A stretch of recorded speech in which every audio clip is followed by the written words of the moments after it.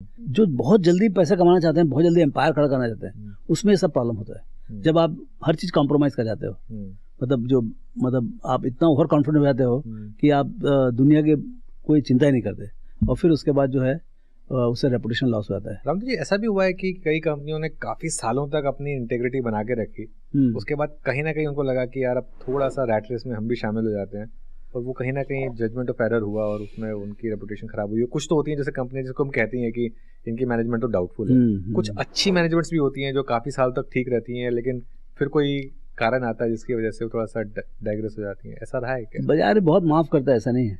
मतलब ऐसा नहीं, there are shades of grey. मतलब ऐसा नहीं कि एकदम ब्लैक एंड व्हाइट, एकदम ईमानदार कंपनी और एकदम बेईमान company. I mean, and market is very practical, they understand. लेकिन जब आप यदि ग्रॉस मिस एलोकेशन और ग्रॉस मिसकंडक्ट करोगे आप, तो फिर बाजार को डाउट हो जाता है पूरा का पूरा कि इनका टर्मिनल वैल्यू क्या है। देखिए, आप गलत काम कर रहे हैं तो अभी तो जब तक आप पावर में, जब तक आप कमांड में हैं, तब तक तो आप बहुत बड़ा काम करोगे। लेकिन टर्मिनल वैल्यू क्या है? जो गलत कर रहे हैं उनका टर्मिनल वैल्यू क्या है? जीरो है। So ultimately stock market is all about terminal value. So जहां से आपका टर्मिनल वैल्यू पे डाउट हो गया कि भाई ये कहानी बहुत लंबी नहीं चलने वाली है, अभी चल रही है पक्की, लेकिन आखिरी में इसका अंत खराब है, तो उसका जिसका अंत खराब है उसका वैल्यूएशन भी खराब रहेगा। ओके, ग्रीड एंड फियर, ये एक जैसे कहते हैं कि एक मार्केट में रोज सुनते हैं greed and fear, when others are greedy be fearful, when others are fearful. ये बफेट साहब का कोड है कि be fearful when others are greedy. जैसे डिजिटल कंपनी में हुआ, अच्छा वो मेरे दिमाग में क्रॉस भी किया, फिर भी हम उसको चढ़ गए। वो आप हर बार लेके आते हैं उस चीज को आप इंटरव्यू में। लेकिन ये हुआ ना यार, इतना गुरुदेव ने इतना बोला, फिर भी वही गलती की है। So be fearful when others are greedy and be greedy when others are fearful. मतलब वो चीज कर सकते हैं हम। पैसा होना चाहिए जेब में। मेरे को शेयर खरीदने में कभी डर नहीं लगता है, कभी डर नहीं लगता है। तो जब सारी दुनिया फेंक दे, मतलब अंधकार नजर आया कि दुनिया का अंत होने वाला है, ये होने वाला, वो जैसे कोविड आया था, कोई लोग तो ऐसा बोले रामदेव ये तो फर्स्ट टाइम इन ह्यूमैनिटी का कोर्स बदल जाएगा ऐसा। मतलब ठीक है यार, मतलब सब बदलेगा, सब हो जाएगा समय ना। बाजार 20% नीचे गिर गया, अभी क्या है? मतलब buy into pessimism, have optimism when the whole market is pessimist. उसमें मतलब हमने बात भी किया था उस समय, जनरली वहीं से रिटर्न फैंटास्टिक आता है। आप देखो 12,000 वाला इंडेक्स 7, 7,500, 8,000 वाला, 8,000 वाला भी 20,000, ऐसा जो SIP और जो उस समय किए हैं लोगों ने घर में बैठ गए, वो तो निहाल हो गया। उन्होंने तो जबरदस्त पैसा बनाया।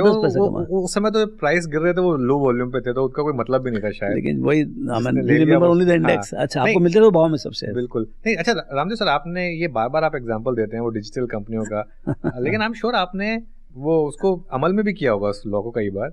और आपके हिसाब से आपका बेस्ट फेज क्या रहा एक कोविड को छोड़कर, जब आप ग्रीडी रहे, जब बाकी लोग फेयरफुल थे? एक कोई एग्जांपल याद आता है आपको? अनुज, एक्चुअली क्या है, मेरे पास कभी पैसा होता ही नहीं, आई एम 100% इन्वेस्टेड। तो बाजार ऊपर हो चाहे नीचे हो, आई एम 100% इन्वेस्टेड। तो क्योंकि मेरा ध्यान ज्यादा जो है रनिंग द कंपनी में है, कंपनी मतलब meeting the customers, taking care of the, so research में ध्यान है थोड़ा बहुत, लेकिन ज्यादा ध्यान कस्टमर्स की तरफ है, कंपनी की तरफ है। तो उसी कारण से क्या है, आई एम ऑलवेज इन्वेस्टेड 100%। तो एक्चुअली मेरे लगता है कि भाई जैसे 8,000 का इंडेक्स होगा, लेकिन पैसे कहाँ है? अच्छा, हम लिवरेज करते नहीं है, क्या पता 8,000 वाला 6,000 हो जाए, तो फिर हमको बहुत तकलीफ आएगी। Because priority to run the company rather than to do kind of aggressive bets on the investment. So उसी कारण से क्या है कि मतलब यू कैन सी, मतलब उस समय खराब लगता है कि हमारे पास पैसे नहीं है, थोड़ा कैश में होना चाहिए करके। तो लेकिन जो कैश में बैठते हैं वो 10 साल में 9 साल कैश में बैठे हैं, और एक साल एक ही बार उसको मौका मिलता है 15-20 हजार। मैं बोला नहीं यार, the better deal is to stay fully invested. थोड़ी बहुत तकलीफ आएगी 6-8 महीने की, मेरे ख्याल से 12 महीने तक भी तकलीफ नहीं होती। तकलीफ इंडिया में 6-8 महीने होती है। आप देखो, फरवरी में तो ऑल टाइम हाई था, फरवरी 20 में ऑल टाइम हाई था, मार्च में ऑल टाइम लो हो गया, और जून जुलाई तक काफी रिकवर हो गया था। So it is less than 1 year kind of a pain. अब वो पेन लेना ही पड़ेगा आपको 10 साल में। बिल्कुल। और वो जो पेशेंस उस समय दिखाते हैं वो खराब समय में, that is the real patience. बिल्कुल। एक और रूल जो आपको काफी अच्छा लगता है, पावर ऑफ गिविंग। ये मतलब फिलैंथ्रोपी के हिसाब से, मतलब आप अगर मार्केट में कुछ कमा रहे हैं तो लोगों के लिए भी नहीं ऐसा उसको, मतलब actually power of giving knowledge also, the biggest giving of knowledge. Okay, what जो आपने सीखा दुनिया को सिखाया। नहीं ये तो क्या है, ठीक है, तो सब बफेट साहब ने सब लिख के दिया है, लेकिन उन्होंने जो सबको बांटा, देखिए आपने, he was so much ahead. The concept of value in 50s were very different. I mean, आपको equity dividend yield should have been higher than bond yield. That was a kind of a thought of concept of value in 50s and 60s.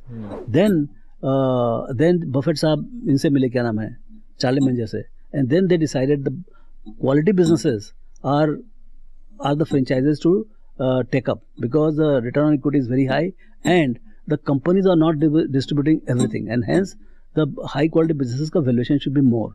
ये जो चालू हुआ, और उनके बारे में जो लिखा उन्होंने फ्रेंचाइज बिजनेस का, उन्होंने कोका कोला खरीदा, अमेरिकन एक्सप्रेस खरीदा, सीज कैंडी खरीदा, सीज कैंडी से उनकी जर्नी चालू हुई, वहाँ से जो चालू हुई, फिर इंश्योरेंस खरीदा गाय को. सो ये सबसे जो मतलब अच्छा, उसके बाद वो लिखते गए वो, और उससे क्या हमारे जैसे महात्मा जो है यहाँ पर बैठे हुए हैं, यहाँ पर जो हम लोग जो गरीब लोग बैठे हुए थे, उनको सब हम लोग सब सीख गए. सोचिए आप इतना दूर बैठ के कितने लोग क्या क्या नहीं कर पाए.